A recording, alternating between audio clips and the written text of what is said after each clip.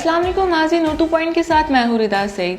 आज मैं मौजूद हूँ वाईफाई जेन के फाउंडर बिलाल अतहर के साथ। आइए चल के इनसे बात करते हैं।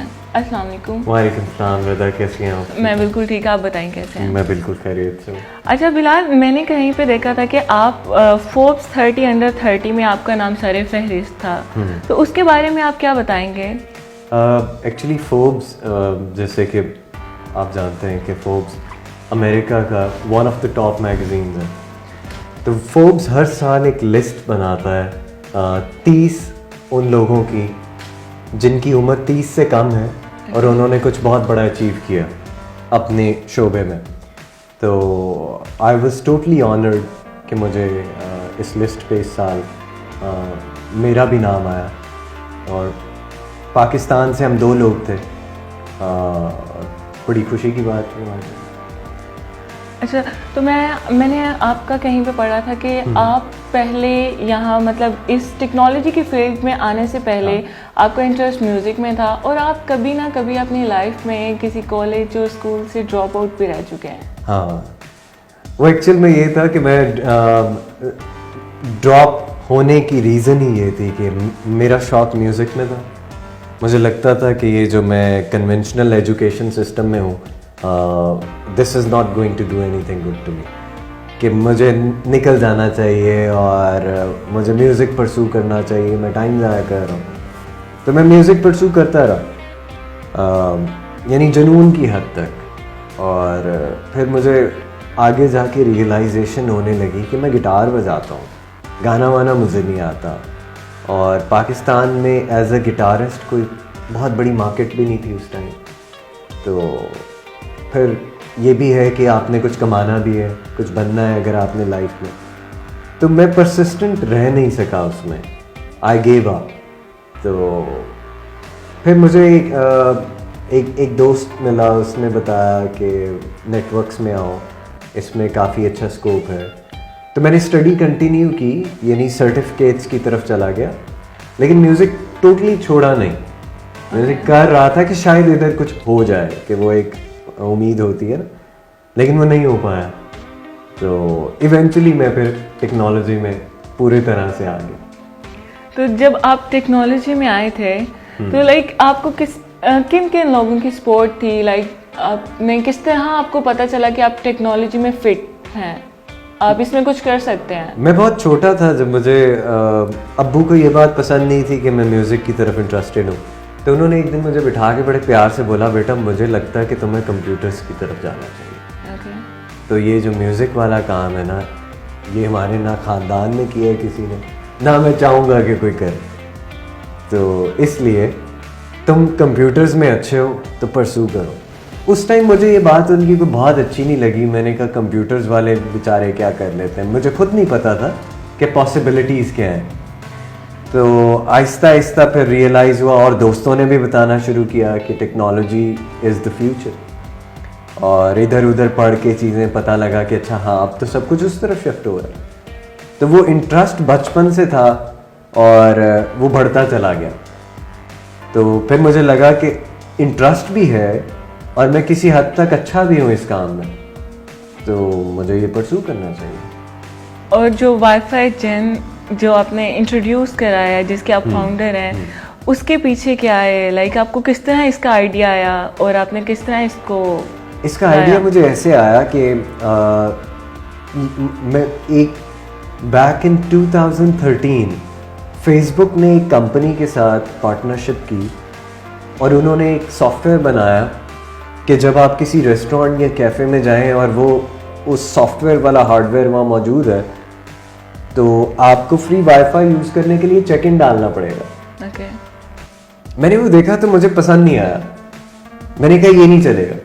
अब मेरे दोस्त मजाक उड़ा रहे थे कि यार फेसबुक इतनी बड़ी कंपनी, तुम कह रहे हो ये नहीं चलेगा। मैंने कहा ये इसलिए नहीं चलेगा क्योंकि हर बंदा चेक इन नहीं डालना चाहता, और जब आप किसी को फोर्स कर रहे हैं कि आप चेक इन डालें फिर वाईफाई देंगे, तो this is a totally negative sign for a customer. एक बंदा आपके पास पैसे दे के कॉफ़ी पीने आया या खाना खाने आया, आप उसे हरास कर रहे हैं कि आपको वाईफाई चाहिए तो आप चेक इन डालें यार।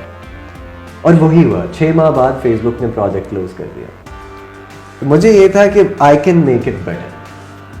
तो मैं लगा रहा उसमें, तो पता चला एक कंपनी आ गई यूरोप की, उन्होंने वही काम करना शुरू कर दिया जो मेरे जहन में था। लेकिन वो जिस तरह कर रहे थे उसमें कुछ प्रॉब्लम्स थे जो मुझे लगा हम सॉल्व कर सकते हैं। तो हमने यहाँ कोशिश की, शुरू किया, और वो आहिस्ता आहिस्ता माशाल्लाह चल पड़ा और एक कंपनी बन गई। तो एक बिल्कुल रॉ आइडिया फॉर्म में था जब शुरू किया था। तो जब आपको कॉलेज या स्कूल से ड्रॉप आउट किया गया था तब आपके पेरेंट्स के रिएक्शन क्या था? मैंने अपने पेरेंट्स को बहुत लेट बताया था व्हेन आई ड्रॉप्ड आउट। जब मैं ओ लेवल में था मुझे वार्निंग लेटर्स मिले थे, आई थिंक 2 वार्निंग लेटर मिले थे, तीसरे पे आपको निकाल देते थे। तो तीसरे की नौबत नहीं आई तो मैंने अब्बू को कन्विंस किया कि मुझे ना कहीं और भेज दें पढ़ने के लिए, ये स्कूल मेरे लिए सूटेबल नहीं है। खैर वो मान गए किसी तरह। तो मैं जब चला गया आगे, ओ लेवल्स कंप्लीट किया, ए लेवल्स में I dropped out myself. मेरे घर वालों को भी नहीं पता था कि ही I dropped out of it. तो यानी कुछ अरसे के लिए I kept it a secret. मैं ये चाह रहा था कि मैं कुछ कर लूँ, then I will reveal this secret. तो वो करने में काफ़ी अरसा लगा, लेकिन कुछ ना कुछ कर लिया मैंने। तो खैर वो उनको उस टाइम बताता तो उनके लिए वो बहुत एक बुरी खबर होती मतलब है। आपका मतलब आपने बहुत लेट उनको बताया? हाँ, उन्हें बहुत बाद में पता। अब्बू को तब पता चला जब टेक इन एशिया ने मेरे ऊपर एक पूरे पेज की स्टोरी की, तो उसमें ये बात लिखी थी। तो उन्होंने कहा तुमने ए लेवल नहीं किया था। अच्छा, मतलब आपने छुपा पूरा के नहीं रखा किया था। था। हाँ।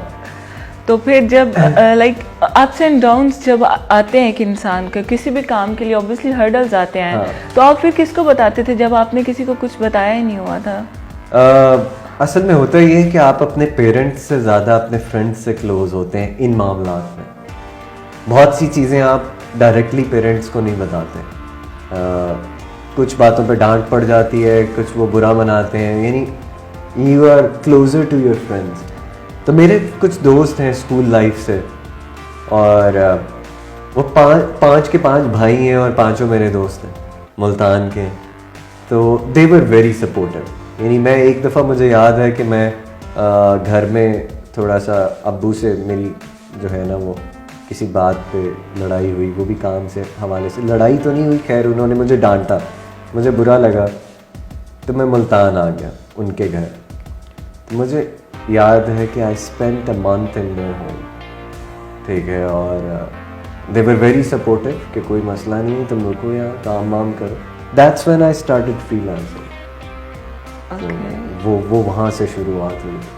तो अच्छे दोस्त लिए हैं अल्लाह ने, जो तब भी साथ थे, अब भी साथ। आई रेड समवेयर कि आपको IBM के जो एक्स वाइस प्रेसिडेंट हैं उन्होंने आपको अप्रोच किया किसी तरह, लाइक उसका क्या था? हाँ, वो ऐसा नहीं था कि उन्होंने अप्रोच किया।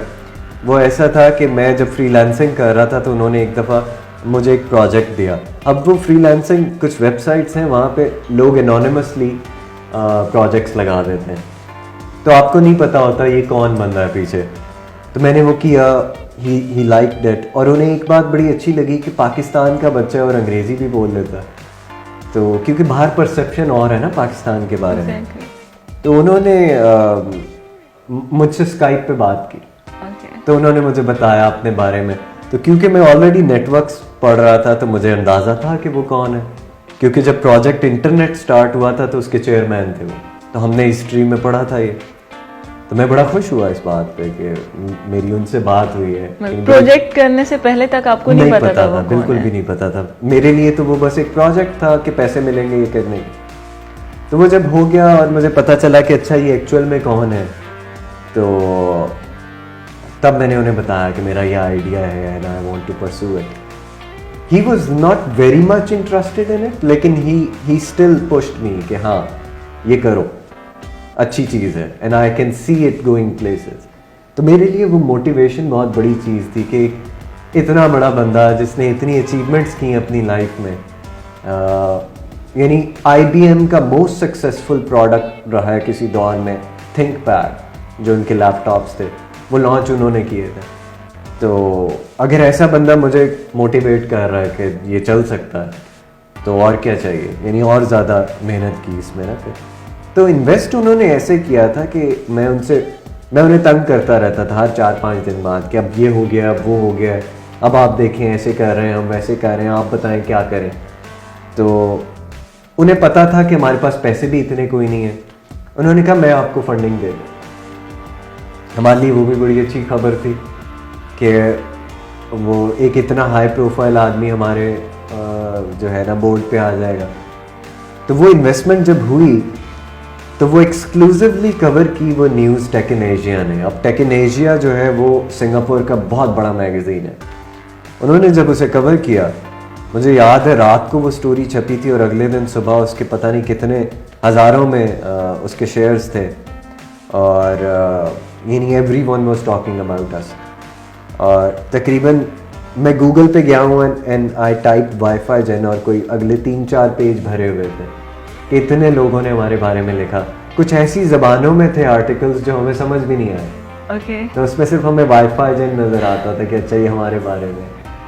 तो वो एक पॉइंट था जहाँ से भी टुक ऑफ कि दुनिया को पता लगने लग गया कि हम भी कोई कंपनी है। और वो भी पाकिस्तान में बैठ के। हमारे लिए सबसे एक्साइटिंग बात ये थी कि हमें हर बंदा पुश करता है ना यहाँ कि आप पाकिस्तान में बैठ के कुछ नहीं कर सकते, अगर टैलेंट है बाहर चले जाओ।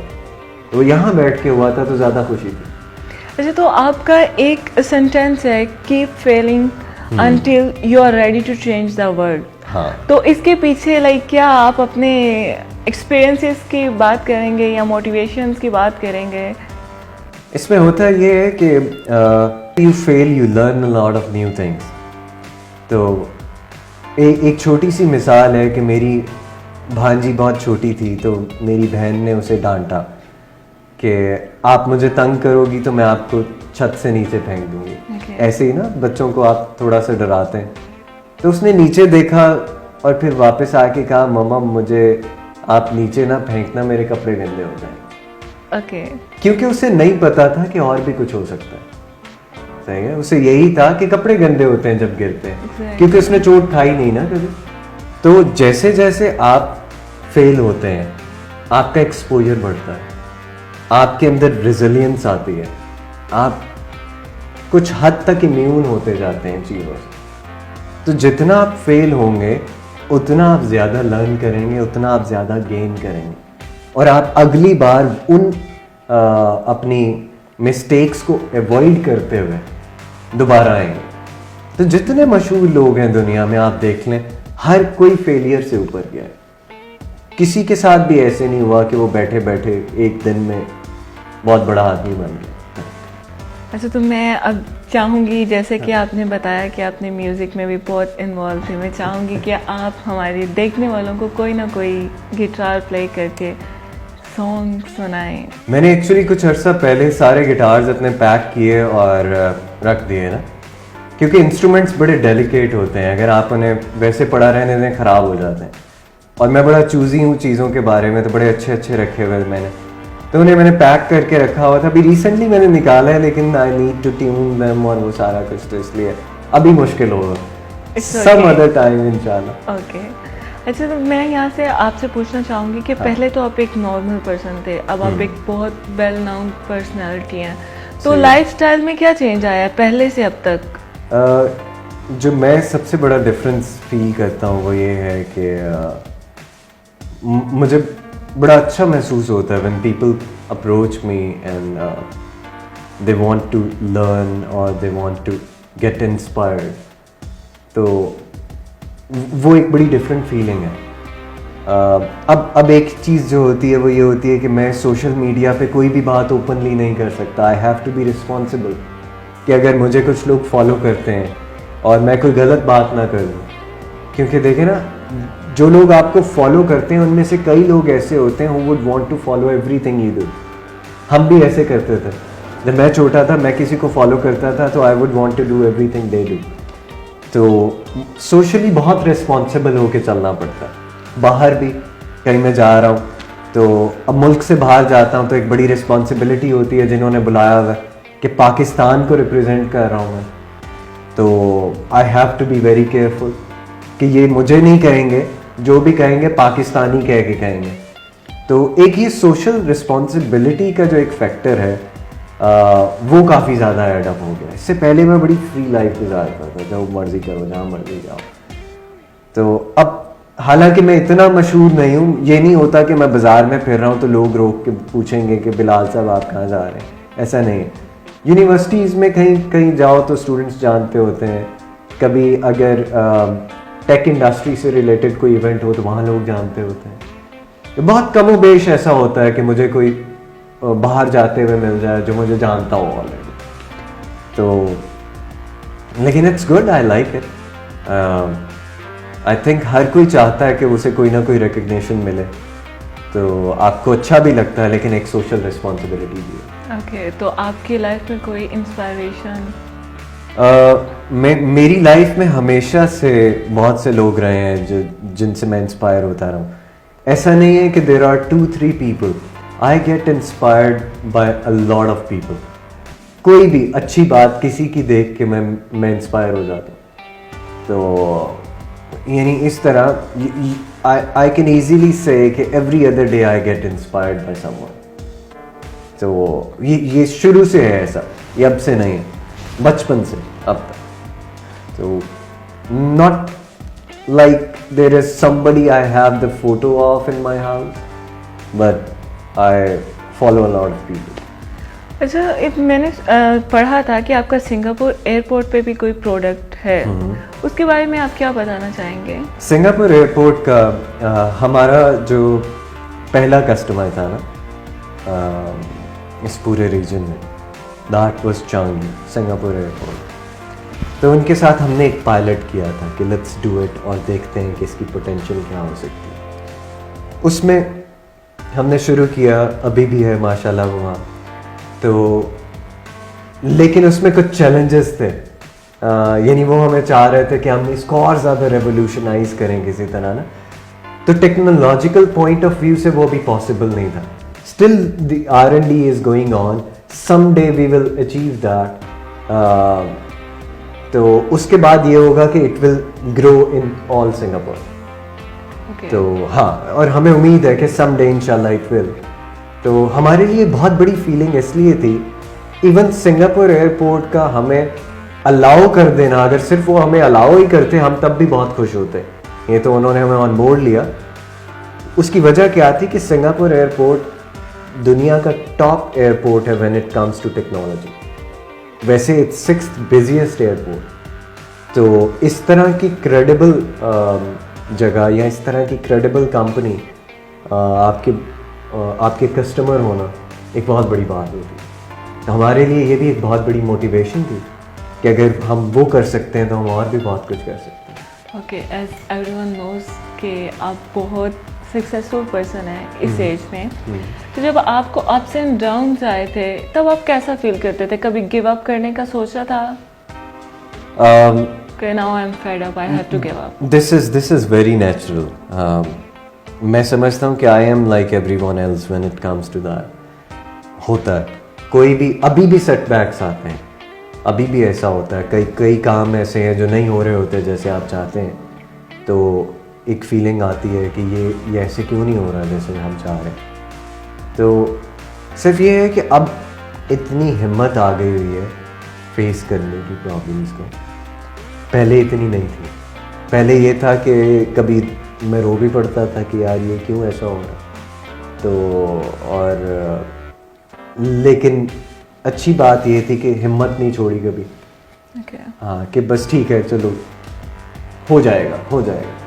मैं शुरू से इस तरह का था। इवन हॉस्टल लाइफ में भी मेरा लाइफस्टाइल ये था कि मैं बड़ा केयरलेस था कि I wouldn't even think about कि मेरी जेब में पैसे कितने हैं। अगर मैंने कहीं अच्छी जगह से खाना खाना है, मैं ये नहीं देखूंगा कल के लिए क्या बच रहा है, मैं खा लूँगा, क्या है कोई बात नहीं और आ जाएगी। तो यानी वो शुरू से ना वो चीज़ थी कि it will happen, something will come around. नहीं तो वो होता है ना कि आपने माइंड में थोड़ा सा, हमारे बड़े भी बना देते हैं कि कल के लिए सोचो, कल के लिए सोचो।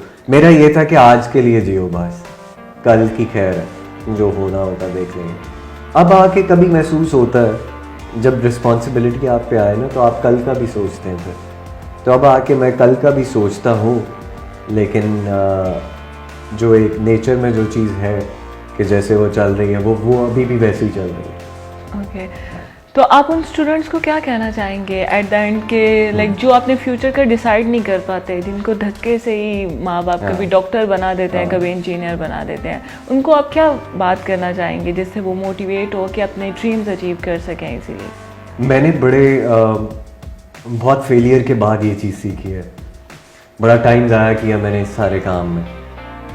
तो मैंने जो चीज़ सीखी इससे वो ये थी कि जो मैं चाहूँगा हर शख्स अपने अंदर एक्सप्लोर करे।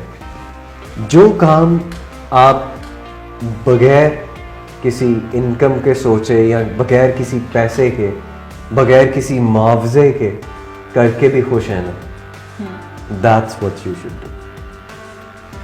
कि आपको कोई फिक्र नहीं होनी चाहिए कि अगर मैं ये करूँगा तो मैं शायद कम पैसे कमाऊँ, नहीं। अगर आपका दिल खुश है, अगर आप सेटिस्फाइड हैं वो काम करके, तो एक ना एक दिन आप उसमें बहुत सक्सेसफुल हो जाएंगे। ओके, मेरी थ्योरी तो ये है जो मैंने इतने सालों में सीखा, जो आप करना चाहते हो आपको वो करना चाहिए कि जो rather than प्रेशर में आके कुछ हाँ, नहीं करना चाहिए। जो करना चाहते में भी आप ये देखें कि कौन सा ऐसा काम है जिसे करके आपको मजा भी आ रहा है और आपको उसके मुआवजे में कुछ नहीं भी मिल रहा, तो आप अफसुर्दा नहीं है, you are still enjoying it. Okay, तो वो काम है जो आपको एक ना एक दिन सक्सेसफुल बना देगा। अच्छा बिलाल, मैंने सुना था कि पंजाब में जो फ्री वाईफाई है उसमें भी आपका कोई रोल है, आपने भी उसमें कुछ किया है? पंजाब में जो अभी PITB पंजाब हुकूमत ने जो फ्री वाईफाई दिया है, इस प्रोजेक्ट में हमारा रोल ये है कि वैसे तो ये प्रोजेक्ट विन किया था PTCL ने, तो इसके लिए एक सॉफ्टवेयर चाहिए था उन्हें जो इस सारी चीज़ को मैनेज कर सके। कि जैसे यूज़र ने आना है, कनेक्ट करना है, उसने अपना डेटा इनपुट करना है, वो डेटा सिक्योरली कहीं जाना चाहिए और उसकी बेसिस पे उसे इंटरनेट मिलना चाहिए और इतने टाइम के लिए मिलना चाहिए। ये सब करने के लिए उन्हें एक सॉफ्टवेयर चाहिए था और क्योंकि हम इस सारे काम में स्पेशलाइज करते हैं तो ये फिर हमें इसके लिए इंगेज किया गया। तो अभी तो खैर ये कोई 2 माह पहले तक ये सिर्फ लाहौर, मुल्तान और इस्लामाबाद में चल रहा था, इस्लामाबाद, रावलपिंडी। अब फैसलाबाद, बहावलपुर और मरी, ये 3 शहर भी इसमें ऐड हुए हैं। तो इंशाल्लाह आहिस्ता आहिस्ता शायद ये पूरे पंजाब में फैले। जी नाज़रीन, बिलाल अतहर ने आज बहुत सी बातें हमारे साथ ऐसी शेयर की अपनी पर्सनल लाइफ के बारे में और अपनी प्रोफेशनल लाइफ के बारे में, जिससे हम लोग ये सीख सकते हैं कि जो आपका दिल करता है आपको लाइफ में वही अचीव करना चाहिए, रादर देन पेरेंट्स के प्रेशर में आकर कुछ करना चाहिए। इसी के साथ अपनी होस्ट रिदा सईद को इजाज़त दीजिए। खुदा हाफिज़।